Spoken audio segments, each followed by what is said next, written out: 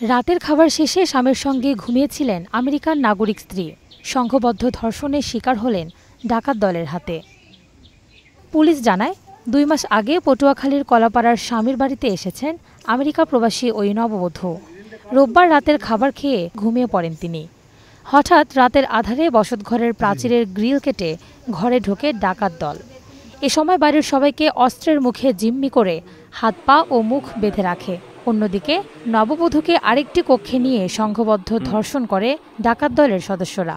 এরপর ঘরে থাকা ১৩ ভরি স্বর্ণ ও নগদ ৫০,০০০ টাকা লুট করে নিয়ে যায়। এ ঘটনায় কলাপাড়া থানায় ডাকাতি ও ধর্ষণ মামলা করেন ভুক্তভোগী পরিবার। সোমবার রাতে দুজনকে আটক করা হয়। পরে আদালত দুজনকেই কারাগারে পাঠানোর নির্দেশনা দেন। আসামিদের অ্যাটিটিউড এবং তাদের সম্পর্কে যে আবদ্ধ হিসেবে আমরা দুজনকে সন্দেহজনকে আটক করেছি। আমরা তাদেরকে জিজ্ঞাসাবাদ করতেছি এবং আশা করি তাদের চেষ্টাকে আমরা কিছু পাবো এবং আমরা এই বিষয়ে মানে সম্পূর্ণ আমরা আশাবাদী যে ইনশাল্লাহ আমরা তথ্য প্রযুক্তি এবং বিভিন্ন ধরনের তথ্য গ্রহণ করে আমরা এইটার রহস্য উদ্ঘাটন করবো ইনশাল্লাহ।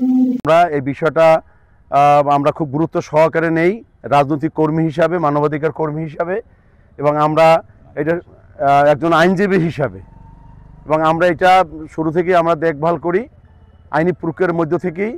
এবং ইতিমধ্যেই যে নির্যাতিত মেয়ে সে বিজ্ঞ ম্যাজিস্ট্রেট জনাব ইমরান স্যারের আদালতে ২২ ধারা জবানবন্দি করেছেন এবং অন্যান্য যে সকল প্রক্রিয়া আছে নারী শিশু আইনের বিধান অনুযায়ী সেই প্রক্রিয়াগুলো সম্পন্ন করার জন্য আমরা সরকারকে সার্বিক সহযোগিতা করেছি।